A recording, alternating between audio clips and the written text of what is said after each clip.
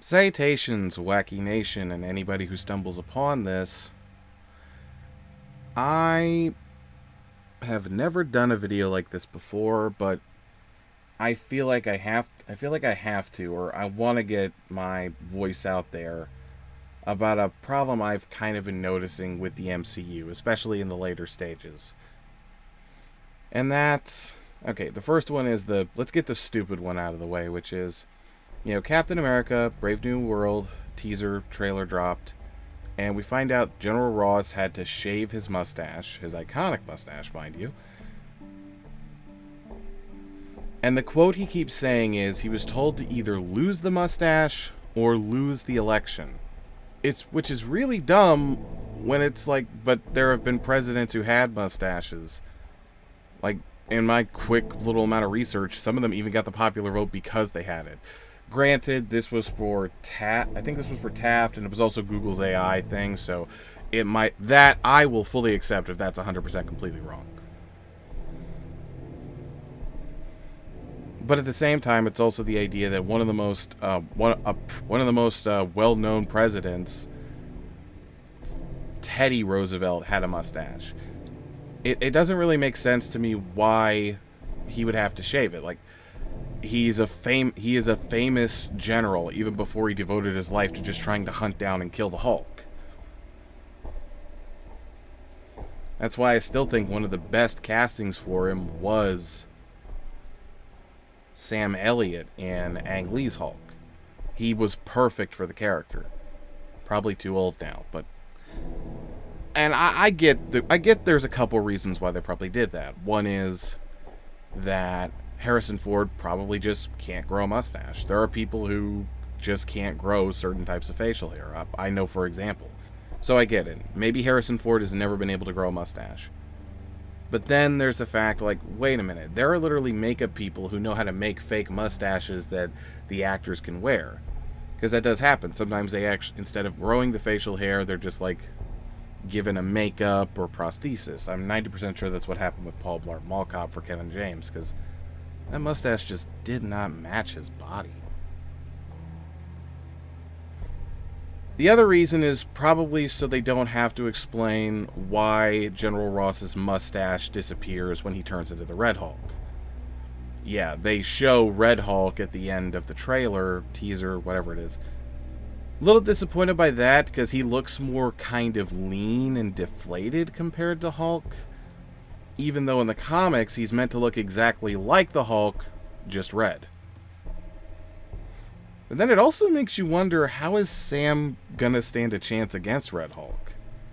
Because apparently he does not have super soldier serum. He's just a dude with an indestructible shield and a wing pack. Red Hulk still has base level Hulk strength. And Hulk at base level strength is still incredibly powerful. On top of that, Red Hulk's difference from, the regular Hulk is instead of getting stronger as he gets madder, he starts giving off more heat. He literally gets hotter as he gets madder. To the point that he basically has a huge hyperheat death aura around him. I think I even made a TikTok when I saw the toys in McDonald's like, yeah, Sam, you're gonna die. But I'm sure they'll have something.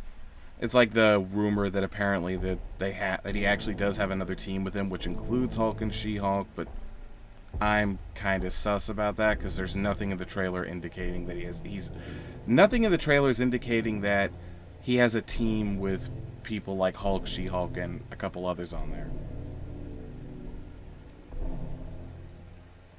And personally, I think it's because people were calling out what the actual point of this video is. So now I know where the timestamp is if you just want to skip ahead to this part and ignore my Asperger's tier rant about how they removed the mustache. Why are there two Hulk villains in a Captain America film? Because the leader is also rumored to be in it too. And the leader was teased all the way back in The Incredible Hulk.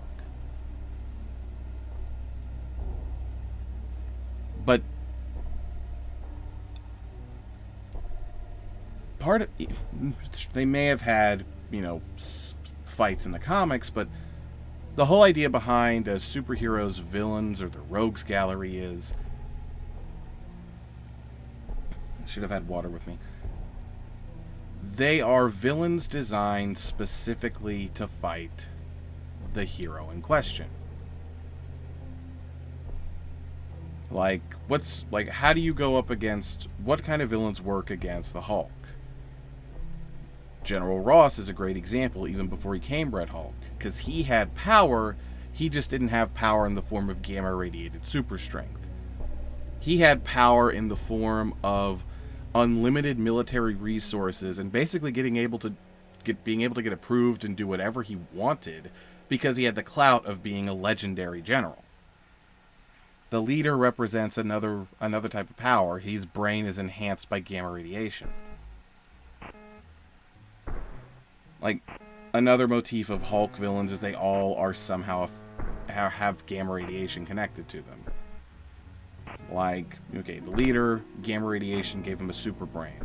Half-Life, gamma radiation turned him into a gamma energy stealing vampire.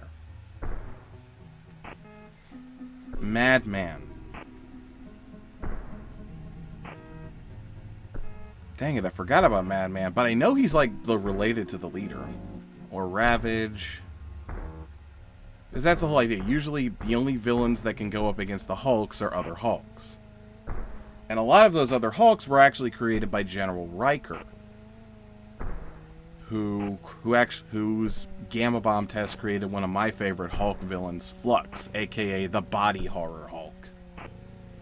Because his brain is unstable, his Hulk outs are unstable, so he looks horrifying. But why are they the villains of a Captain America film? Or why are they helping the main villain of a Captain America film? And I hope I'm not the only one who asked that, because I think I noticed after that question was asked, all of a sudden you hear rumors saying, no, the Hulk and She-Hulk are part of this sort of pseudo-Avengers team that Captain America is leading. That's your way to try to justify how they're in the story, but it doesn't seem like there's anything that indicates that. But we also have... But then it made me think of Ant-Man and the Wasp: Quantumania. I've heard a lot of people have problems with that movie. If there's one I think of specifically, it's the fact that we finally get MODOK introduced, the mobile organism designed only for killing. Except he's not tied to AIM at all. In fact, he's the guy who was a Yellow Jacket who, when Scott messed with his suit and caused him to shrink down into to subatomic, he basically turned into a giant bell pepper. Kang the Conqueror found him and then gave him a robot suit. And even then, I think I haven't gotten a chance to see the movie, even on Disney Plus, partially because I just was upset. You just threw MODOK in here for no other reason than Kang needs an underling who will obey him at first and then betray him. And the nerds really like MODOK. So let's find a way to put MODOK in this movie so the nerds will go see it because, oh my god, it's MODOK! It's MODOK! We're not like that, by the way. So we have Red Hulk and the Leader finally showing up in a movie where Bruce Banner is potentially not even in it. The Hulk's not in it at all, but two Hulk villains are. We had a guy claiming to be MODOK.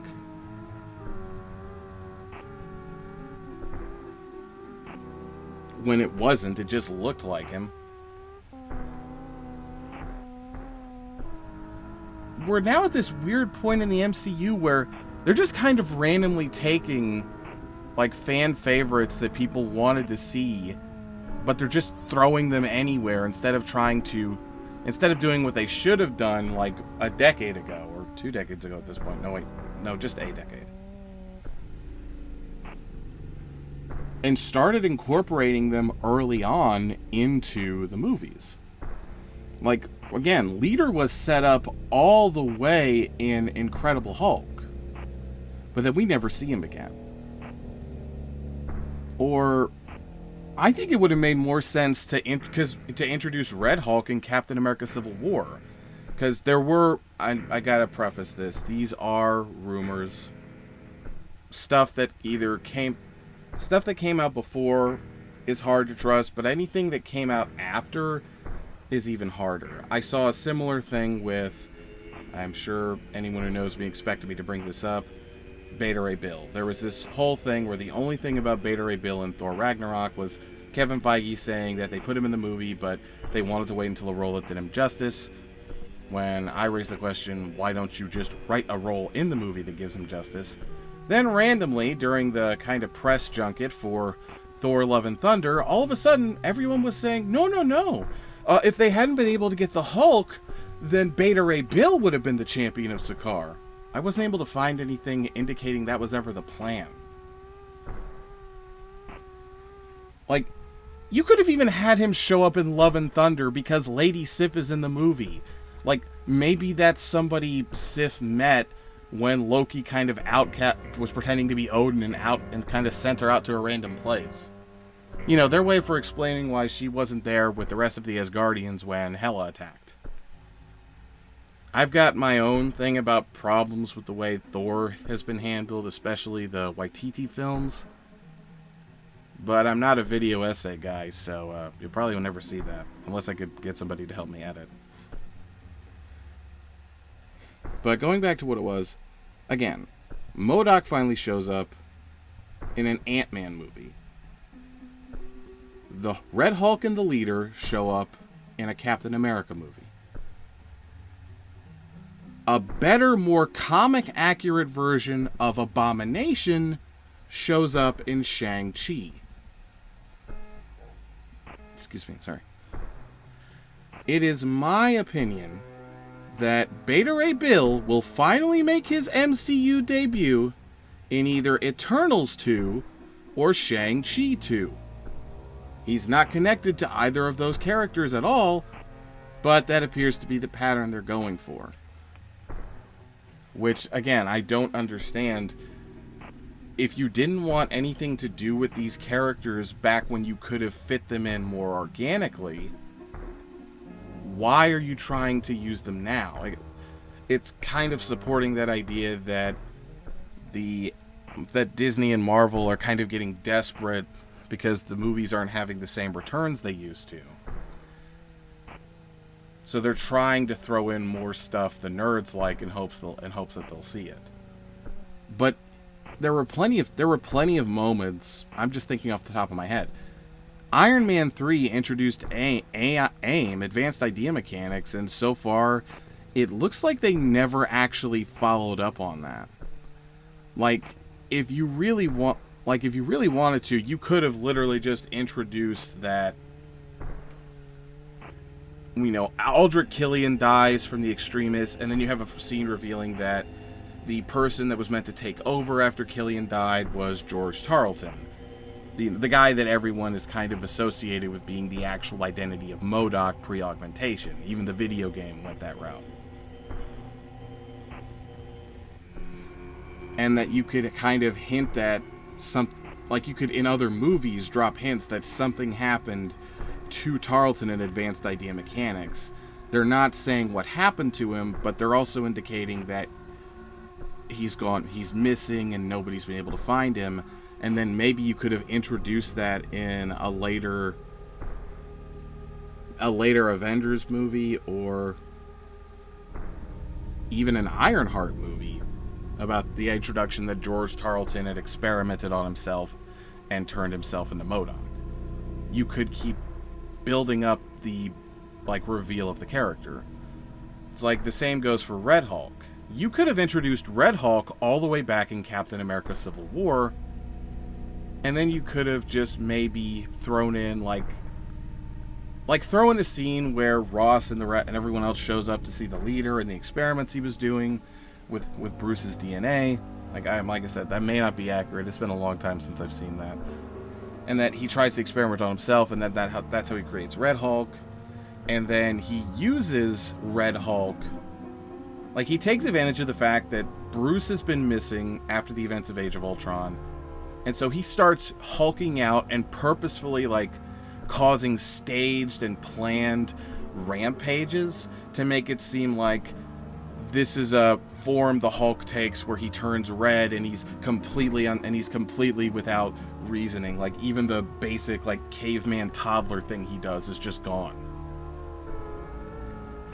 And trying to investigate, and when the Avengers are actually trying to investigate that, then that's when he starts trying to bring up the Sokovia Accords. Like, he's using Red Hulk to help justify creating the Sokovia Accords and to keep the Avengers distracted while trying to sort of start up and enforce the Accords. Like, and you don't even have to have a fight with Red Hulk, like in the climax of the movie. You could still have that big, impactful fight between Captain America and Iron Man. Like, it could just be a thing where you're kind of wondering in the back of your mind. Like, you could have General Ross kind of be suspicious, or maybe even like a little prideful that he's been able to get away with this. Like, I tricked one of the smartest men in the world into thinking the Hulk has been going on rampages. Like, he's kind of got this smugness to him that he doesn't think he's ever going to be caught. And that elements of this conspiracy could be what's brought up in Captain America: Brave New World, where we get the reveal that the mysterious red version of the Hulk was General Ross. Like, introduce it earlier and hint at it, then go all in for the next time you see the character. That's one thing that's kind of made this first rant video interesting, is I've had to stop and start and re-edit. And I do kind of think my brain is still trying to figure this out as I'm going along. So if at any point this was kind of an inconsistent rant, or it felt like I was restating something I said earlier, I do apologize. And I also know that what I'm describing is basically just how my take on the sort of storytelling in the MCU would be. Don't just randomly throw characters into a story that they don't actually even make sense to be in. You build them up so that way it feels a little more organic, and you try to keep them to like the characters they're associated with. It's like,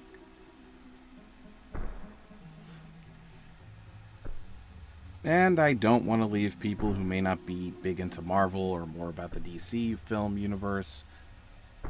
A good way to compare this is, imagine if you go to see Superman Legacy and the main villain is like Reverse Flash. That's how it feels with what's currently going on with the villains they keep choosing for the Marvel movies.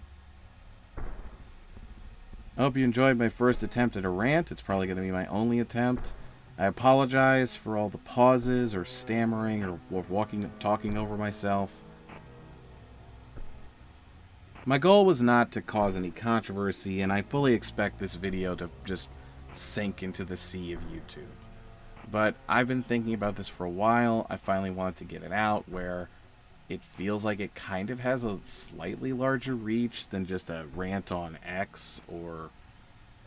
So, I do hope everybody has a good rest of your day, and